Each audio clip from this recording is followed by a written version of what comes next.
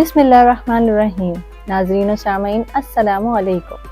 آپ دیکھ رہے ہیں قصص الانبیاء، ایک ایسا پروگرام جہاں ہم آپ کو انبیاء کرام کی زندگیوں کے بارے میں بتائیں۔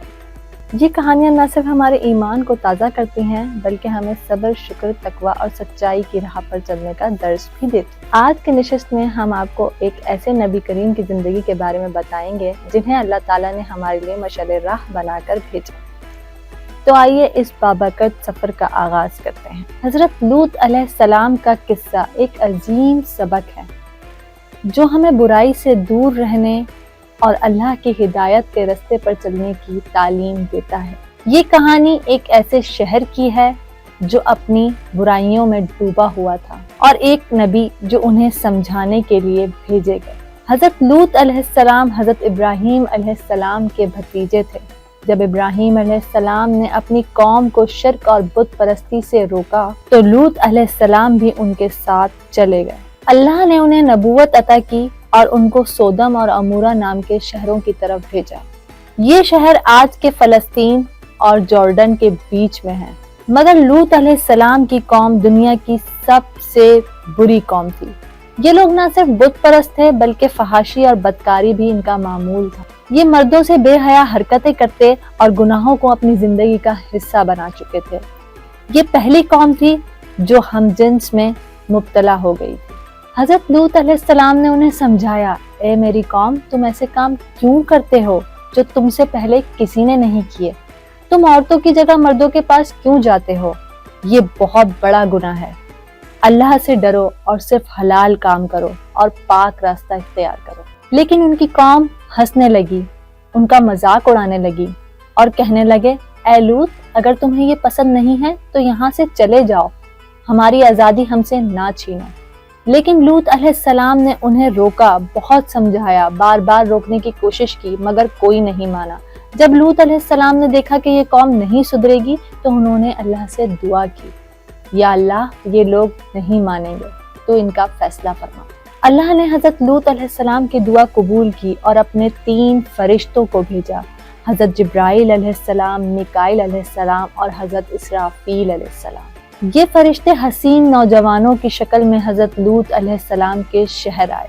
حضرت لوط علیہ السلام بہت پریشان ہو گئے کیونکہ انہیں پتا تھا ان کی قوم بہت بدکار ہے۔ انہوں نے اپنے مہمانوں کو چھپانے کی بہت کوشش کی لیکن ایک بری عورت نے یہ خبر لوگوں تک پہنچا دی۔ شہر کے ظالم لوگ اکٹھے ہو گئے، لوط علیہ السلام کے گھر آ کر چیخنے چلانے لگے اور کہنے لگے، یہ نئے مہمان کہاں سے آئے ہیں؟ انہیں باہر نکالو اور ہمارے حوالے کرو۔ حضرت لوط علیہ السلام نے کہا، تم اپنی حرکتوں سے باز آ جاؤ، یہ مہمان ہیں، ان کی عزت کرو۔ اگر تمہیں اپنی شہوت پوری کرنی ہے تو عورتوں سے نکاح کرو اور حلال کام کرو۔ لیکن وہ ہنسنے لگے اور کہنے لگے، ہمیں تمہاری بات نہیں سننی اور ان مہمانوں کو ہمارے حوالے کرو۔ تب حضرت جبرائیل علیہ السلام نے حضرت لوط علیہ السلام کو تسلی دی اور کہا، اے لوط، یہ اللہ کے فرشتے ہیں، یہ تمہیں نقصان نہیں پہنچا سکتے۔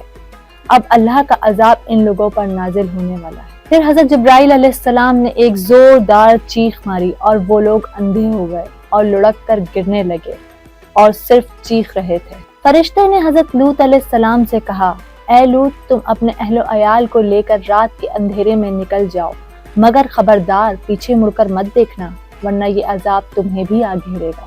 حضرت لوط علیہ السلام اپنی بیٹیوں اور چند مومنوں کو لے کر اس شہر سے نکل گئے مگر ان کی بیوی اللہ کی نافرمانی کرنے والی تھی۔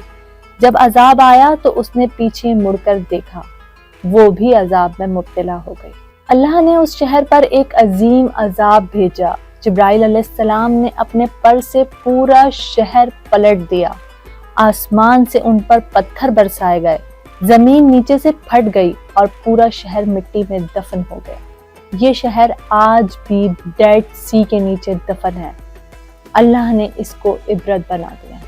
جب لوط علیہ السلام اپنے لوگوں کے ساتھ اس شہر سے دور چلے گئے تو انہوں نے اللہ کا شکر ادا کیا اور فرمایا، یا اللہ، تو ہی بہترین فیصلہ کرنے والا ہے، تیرا شکر ہے کہ تو نے مجھے اور میرے مومنوں کو اس عذاب سے بچا لیا۔ لیکن لوط علیہ السلام افسوس بھی کر رہے تھے کہ وہ اپنی قوم کو سمجھا نہیں سکے۔ یہ عبرت ہے جو لوگ اللہ کی ہدایت کو نہیں مانتے ان کا انجام صرف تباہی ہی ہوتا ہے۔ اس کہانی سے ہمیں یہ سبق ملتا ہے کہ ہر گناہ اور فحاشی کا انجام صرف تباہی ہے۔ جو اللہ اور اس کے پیغمبر کی بات نہیں مانتا وہ عذاب میں مبتلا ہوتا ہے۔ ہدایت صرف انہیں ہی ملتی ہے جو سچے دل سے اللہ کو ڈھونڈتے ہیں اور اپنے لیے ہدایت مانگتے ہیں۔